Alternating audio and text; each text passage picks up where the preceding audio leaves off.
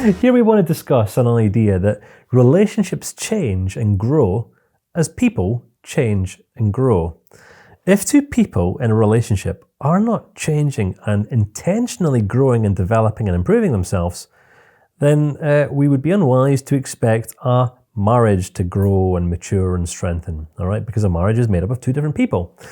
So, what we have talked about up until now is pretty much the early stages of our relationship, right? We're, as you're most likely aware, we are being completely real with you here. No nonsense, no teeth whitened Americanisms, no jumping around saying, you can do it, you can build that healthy marriage if you just think it into being. No, you ain't gonna have a healthy marriage or a healthy relationship unless you work hard and are prepared to change yourself, my friend. Some people will say, but I don't see why I should have to change. Why should I have to change? If that's your attitude, you have no place in any committed relationship. Ouch. There's a bit of a stinger, isn't it? So we've talked about intimacy, all right? And it's not the easiest of topics for a man like myself to talk about. Intimacy, sexual intimacy. Oh my goodness, what an interesting topic. A few years ago, I never would have thought that I'd be sitting here in front of an international audience talking about sexual intimacy, because it's not a particularly easy topic to discuss, but it's important, all right? There is a natural order of things, and this is where many people fail, right? Many people get into a relationship, and many people in the early stages, their relationship revolves around sex, right? It's kind of where the world is at today. Right? People kind of worship sex today, don't they? Where people worship sex and their sexuality. It's like sexuality has become the kind of new age god of the 20s, hasn't it? Right. Yeah. People just infatuated with sex and sexuality. But I just want to very, very boldly state here that if the foundation of your relationship or marriage is sex, you're building your relationship upon some very, very unstable grounds, my friend. All right? Intimacy comes as trust develops, right? So the way I like to see it, there's kind of like a number of stages that relationships grow through, right? In the early stages of a relationship, two people aren't going to get together unless they are in some way attracted to each other. Now, of course, some people are naturally just kind of physically, sexually attracted to each other, then base a relationship upon sex. Then what happens after 12 months or 18 months, people say, I just don't feel like I love this person anymore. We've grown out of love. And what they're saying is, I'm just growing out of infatuation, all right? So we can relate to that. We understand that. It's everywhere. It's rife today, all right? But if we're just to acknowledge the word attraction isn't purely sexual, right? Attraction, can be more a person drawn to an aspect or a trait in a person's personality or character or skill set or general attitude towards life or mind. Some people's minds are highly attractive, all right? Beauty is skin deep. When it comes to choosing a lifelong partner or a life partner, we've got to start with the end in mind.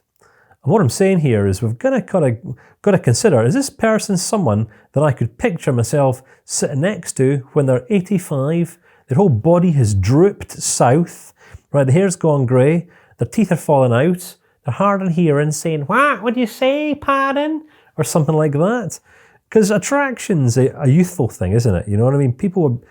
Youth is beautiful, all right? But youth doesn't always come with character. Character's developed over time. In the same way that iron sharpens iron, people sharpen people. And there's no greater way for two people to get sharpened up in life than through the institution of marriage. All right, it's kind of like the furnace, isn't it? That just casts off all impurities. Yes. Yeah. So attraction's a starting point. If two people are able to move beyond attraction, they're ultimately going to connect on a friendship level. If a relationship isn't based upon friendship, there's nothing, right? If two people aren't fundamentally friends, then there's just nothing to go off whatsoever. Do friends intentionally go out of their way to damage trust or mess around? I mean, look at many of the TV shows today, Love Island, and celebrities go dating, and a bunch of clowns prancing around, oh, I fancy you, and I fancy you, and I have sex with this person, sex with that person. And it's like, there's no love. It's just irresponsibility and selfishness, right? People planting their seeds and going around doing as they need to do. And it's nothing but immature selfishness. People infatuated with themselves, infatuated with kind of some sort of sexual experience. And there's nothing mature or even remotely sensible about it. Right? So the challenge comes in every relationship where a relationship has been forged, all right, or a friendship has been made, right? Infatuation is going to be a starting point for some people, but the test is, will two people become friends or not? And this is where the power struggle kind of comes into play. The power struggle looks like two people essentially competing with each other, right? We had a power struggle for 6 months. That was the first 6 months of our relationship. Yeah, we did. A power struggle for 6 months. Some people, say, oh, how do you handle arguments? Well, don't get into them. All right?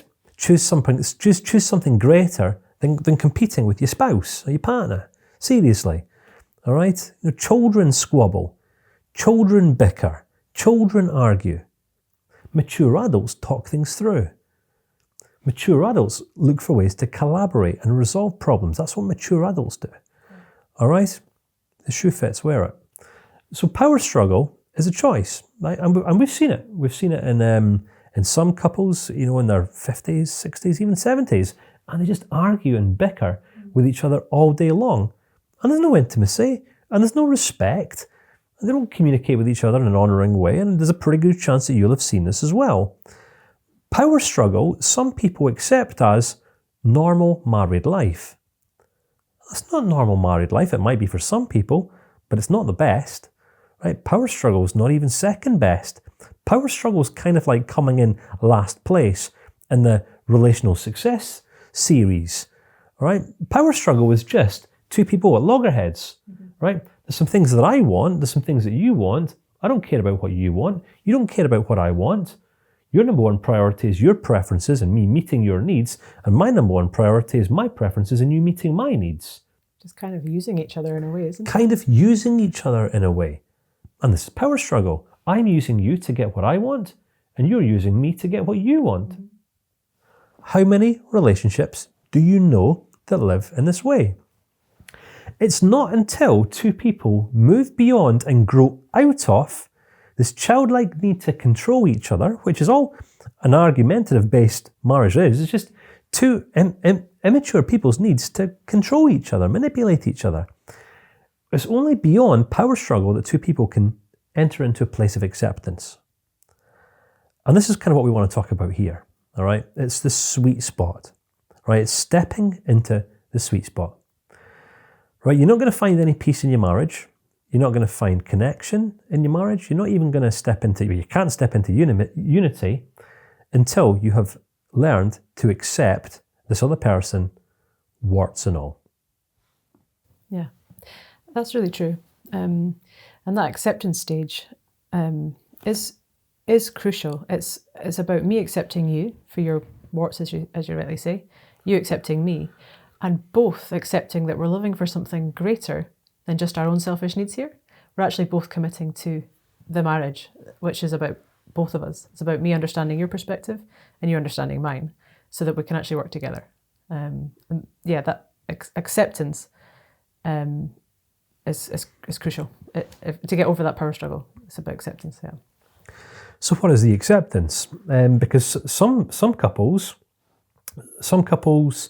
or some partners in relationships invite in unfaithfulness. So some partners cheat, all right? Some partners are unfaithful, have affairs, all that kind of thing. And we know it's rife. Again, but what would motivate something like this? It can be a challenging thing to think about. Like, a lot of relationships end in divorce because one partner was unfaithful to another. But I want to propose that unfaithfulness, in terms of the act of unfaithfulness, that's just kind of like the icing on the cake. Unfaithfulness begins in the mind, all right? Adultery, if you like, call it what you want, it begins in the mind. what I have seen time and time again over the years, having interacted with a lot of people, is perhaps a husband will cheat on his wife, or a wife will cheat on her husband. And there's a reason for it. There's always a reason for it. Right? Don't get me wrong, it's usually the victim of the adultery who's seen as the kind of the hard done by one, but it's rarely the case. It takes two people to part. It takes two people to tango. I'm not saying all the times, I certainly can't generalize this example here, but I'm saying that if one person in a relationship is unfaithful on the other, there's a reason for it. It's because they are not experiencing the excitement or the intimacy or the trust or the level of connection that they ultimately want. And who's that on? Well, that's on both parties. And there's no getting around this. All right? You know, some people get in and say, but this person should just unconditionally accept me for who I am and how I am and all that sort of thing. And, you know, I recently had a conversation with a young man who was heartbroken because he had a, you know, very attractive lady friend. Right? He'd been in a relationship with her about 2.5 years, and she cheated on him. And she left him. And here he was, you know, I'm so sad and I'm depressed and, you know, she's terrible and all that sort of thing. I said, okay, well, listen, we can learn from everything. We can learn from absolutely everything. So let's consider, you know, rather than just saying she's bad, she cheated on you, and like, could there be any reasons why? Could there be any reasons for this? All right, let's just look at you and how you are for her from her perspective. All right. How much excitement might she find in you? Does she get the level of, you know, meaningful connection, discussion? Do you engage with her mind? Do you woo her? Do you buy her gifts? Do you make a real conscious effort? Oh, well, you know, she goes out with her friends on a weekend, and I go out with mine. All right, okay, great. So that's kind of two independent lives then coming together. So what vision do you share with her? You know, do you have, you know, in what ways are you involving her in what you're doing in your life? Well, you know, I've got my job, you know, I just come home at night time, don't talk about it because she wouldn't be interested. I said, right, so okay, so there's no, where's the unity?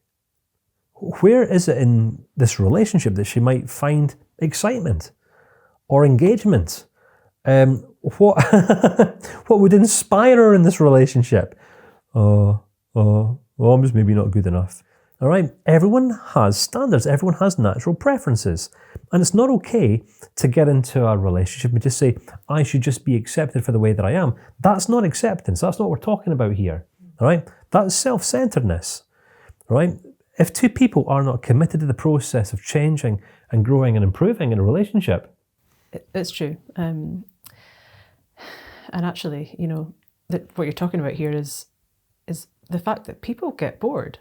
Like, people get bored in relationships, and it's just it's just a fact. When you're committed to someone for life, unless you're actually striving to keep the relationship exciting, passionate, and, like, you know, do like new things and like try new things, of course one or both parties will get bored, and that's actually just a fact, which it's hard to hear. And you rightly said that, you know, some people might be of the mentality that people should just accept me for how I am, but and I do see that quite a lot. I see men and women bitter at their spouses or their partners because they're in a relationship which isn't satisfying them, and they are bored, and they spend more time with their friends out at the weekends, and there is no unity, because they haven't committed to actually growing and changing and developing and becoming better for each other. Another example, and this is going to be, it's a touchy one, this is raw stuff. A young married couple who we know in their early 30s she had recently had a child. When I say recently, she'd had a child. The child was now 2.5. Now, prior to her motherhood, you would never see a hair out of place on this young lady's head. You know, her appearance was always impeccable. You know, you could really compliment her. Her hair was always changing, makeup, figure, dress, trendy. walking around pair of heels, always dressed to impress, all right? An attractive lady. And likewise, the guy in question, a relatively established business person, respected around the town, again, makes an effort with his physical appearance, how he looks, the latest kind of man styles going on. And then she got pregnant, and within, a few weeks of being pregnant, there was no baby bump, nothing. But we saw the change happen just like this. And hair became greasy, no makeup, no effort, big baggy t-shirts. And, oh no, oh dear, she's just changed her standards. She has just changed her standards. And I was able to see, when this couple were together, the guy was like, "Oh, that's my partner. Oh yeah, that's my wife." And then that went.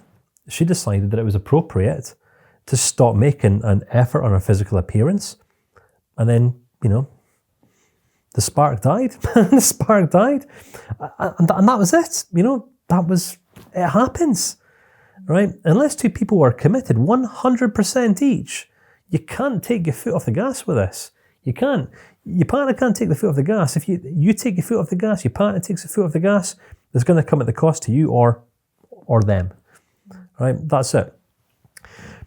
So what we're talking about here is consistency. Right? We're talking about consistency. Think back to your first couple of dates. All right? Think about how you may have presented yourself. Did you make an extra special effort on your hair, on your makeup, the way you dressed? Then think about the level of effort that you make right now, today. Like seriously, same as, more than, less than. For most people it tends to be less than because people get comfortable. But the problem is, right, in that attraction phase, people get attracted to what they see and what they hear. And if that doesn't remain consistent over time, then essentially, again, this can also undermine trust. Because the person says, "Oh, you were just kind of fooling me right back in the start." And the conversation that I'd had with this young man, he said, it's like my wife used me to get what she wanted. Like this baby gets more attention than I do now. She makes no effort. She's just become like his exact words, a dumpy mum, right? Makes no effort with her appearance, greasy hair, sits at home watching daytime TV shows, and it's like she'd used this guy to get what she wanted. She's now, and it's killing the marriage. It's killing the marriage. So consistency, if you want to keep your marriage or your relationship alive, consistency is key. All right? What's stopping you from making the same level of investment into yourself as what you made back in your infatuation days when you were courting or dating or when you first kind of started connecting with each other? There's nothing, right? It's effort. People become apathic, lazy, and selfish. Oh, I just can't be bothered. I can't be bothered. I've got what I want. Got the relationship. I just won't make as much effort today. But it comes at a cost. It does, and it's easy to think, well, they're not making an effort or whatever, so I'll just not bother. But actually, it requires innovation and new ideas, and sometimes, in our marriage, like we've got different responsibilities, and sometimes you'll be focused on business, so like it would be creative of me to think of new ways we can spend our time together outside of that. And actually, I see the voids. I think, okay, I can pick up some weight here, and I can drive something there, rather than leaving everything to you or deciding not to make an effort because they're not making an effort in that area. Yeah, I think another more kind of recent example would have been through the COVID-19 lockdown. Mm-hmm. All right, and remember the COVID-19 lockdown? What became the number one fashion trend of the whole world? Trackies, wasn't it? Tracksuit bottoms and baggy t-shirts. Baggy t-shirts, tracksuit bottoms, and that was it. And you had online shops. They were selling out. Everyone was buying trackies and socks and flip-flop sandals. That ridiculous look, ridiculous fashion, which just swept the nations. So completely unappealing, so completely unattractive, but it was trendy, all right? And it's come at a huge cost. In our home, we're still working together. We obviously kind of work from home. We've got studios at home, all this sort of thing. So we kind of carried on as normal. We'd get up in the morning, understanding that, we're business partners, but we're also a husband and wife. We can't take the foot off the clutch here. It's going to come at a cost. So throughout COVID-19, we never got into the whole trackies thing or socks thing. Every day it's, dress smart. And it's not a superficial thing. It's just a investing relational thing. And it's more of a sign of respect for each other as well. It's more of a sign of respect for each other. I respect you enough as my partner, as my spouse, to make an effort for you.